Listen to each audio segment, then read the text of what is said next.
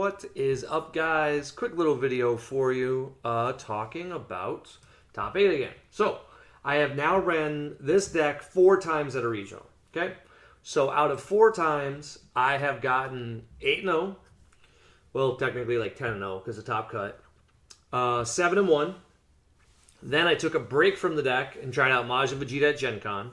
Got brutally crushed. I think I went 2-2 before I dropped. Because it was Gen Con, might as well have fun.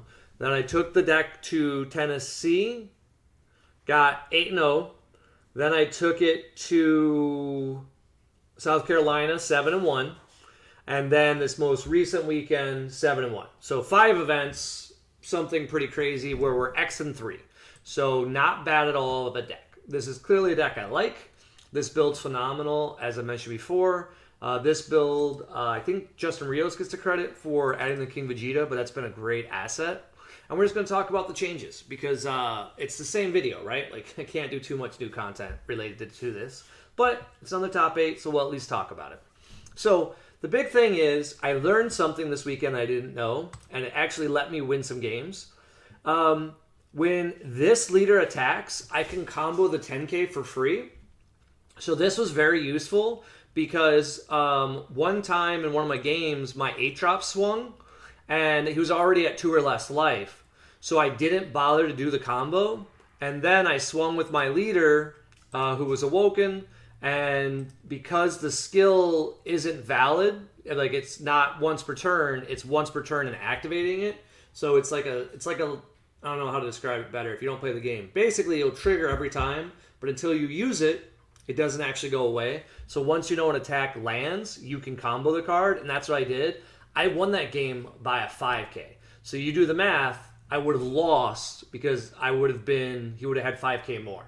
So worked out really well because he would have been able to, he would have been able to get exactly over since I was over a 5k. So I wouldn't have won that match had I not learned something on the fly. So that was cool. And then I'm going to do a quick edit here and talk about the other change I'm going to make for this deck, and I'm going to show you live. So live, you never need 2 of this Goku. It is a one-trick pony. But more importantly, this Frieza is 100%, I'm pretty sure, dead. But currently I have to keep it in just because I don't know what else to put in. This is who we need to have another one. This Brawly, I always want to play this card. It is a 1 energy 2-drop that is just fantastic. And it works really well with Cooler. And I want to up a Cooler. One of the things I learned in this tournament is if I would have played against a few decks being like Mill, I would have lost instantly. So I thought having 50-card deck was going to be better. I was almost decking out most of my matches. The other thing is I don't know if I like Wicked Saiyan's SCR.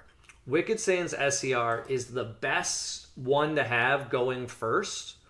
It is the worst going second. The reason why is you just don't have as many plays. You don't frequently want to pay 2 for an SCR. So I got to see what SCRs cost 1, and I will, put it in and we'll figure it out. I almost could actually see playing the Floodgate. What's it called? Rage. It's a black 0 cost, I believe. I might just try this out. Yeah, Bursting Rage. That's the name of it. I just want to see how this card works. It could be a surprise to my opponents. And I could just all of a sudden become my Z leader. Like, if they somehow go to 2 life, out of nowhere I could become my Z.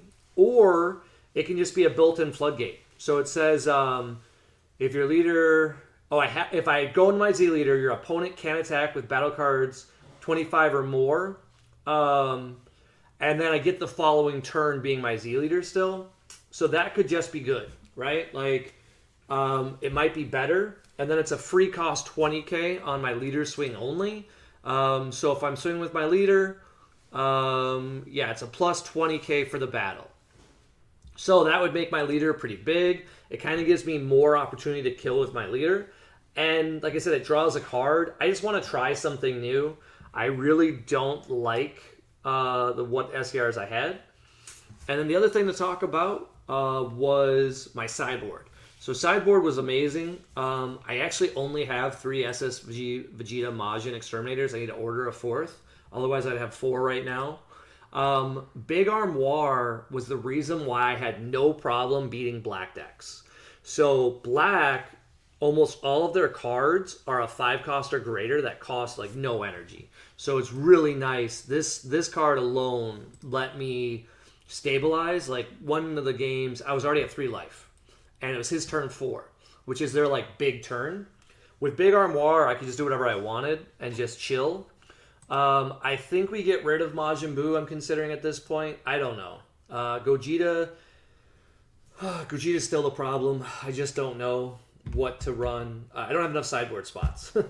I was originally running Sun Gohan Latent Power as a 3 of. Definitely can reduce that to a 2. And then maybe then I can put in a more tech and like up this to 3. I just don't think Go Bros is a good deck right now. I think Go Bros was a great deck when no one knew how good it could be. But then once you figured out how to play around it, it just didn't do as well. I think Legends didn't get top 8 this time. And in my opinion, he's probably one of the best controller players in the United States. So if he doesn't get top cut, I don't think the deck is good. That being said, I like it. We're going to talk about one thing you guys might notice as a change. And that was Vegeta and Trunks. I cut Bulma package because one time I swung in the previous regional. And in my top 5, there was a Bulma and there was no other Saiyans. So I wasn't able to catch up. And had it just been one of these guys, I think it was Dane who made the comment, isn't it just better to run these? The answer is yes. The reason why I really love this package, no matter how you do it, you're constantly filtering through your deck. And these are amazing because it's effectively a filter 3. So you get rid of 1 card already. So, that's the first card. So you start at 51, you're down to 50 cards, right? Then it tutors out another card. Boom. Now we're at 49. Well, the location counts as well. We're at 48. And then it draws a card when it swings. So now we're at 47. So like 3 cards out of the deck we don't have to worry about anymore that you just can get rid of so you can see the stuff that matters, like super combos and this card. One of the reasons I did better this event, even though it was 8 rounds and I went second every single round that mattered, I went second against Raymond Sierra, amazing player, Andrew Klinger, I went second. Just solid people who you can't afford to go for, like you need to go first to have an easier game. I went second. I never charged these, even if I had 3, and I kept them in my hand. The reason is your first one, they always just stop the turn if they're a good player. The second one, they might push through, but they'll usually stop. But that third one, because your other 2 have bought you so much time, the third one they guarantee cannot attack through, and you'll be fine. So I really like that. So this is what I'm going to try for the next regional, almost exactly. I'd really like to cut a Frieza for a Z card. I know you can't, but I wish I could have just 1 more card of my Z deck because I'd really like another copy of this card. I really enjoyed having it, but I'd like to have the other extra just to see how often I would use it over Cell's Kamehameha. Siding-wise, I almost always took out Frieza. Frieza just doesn't hit a lot of decks anymore. He primarily just punishes red, and I actually think if they limit this on the ban list, red could be a better choice. But currently it's like, could you imagine doing activate main in the like cooler, and they pay 1, and you already have a Unison in play, and you're just like, kill it. Sure, they might have the option of arriving something in, but if not, you'll just KO this battle card during a combo anyway, and get it off the field. So Haru Haru is a dead card now. Everyone runs Cunning. So I think we take out Haru Haru and just put in Cunnings ourselves.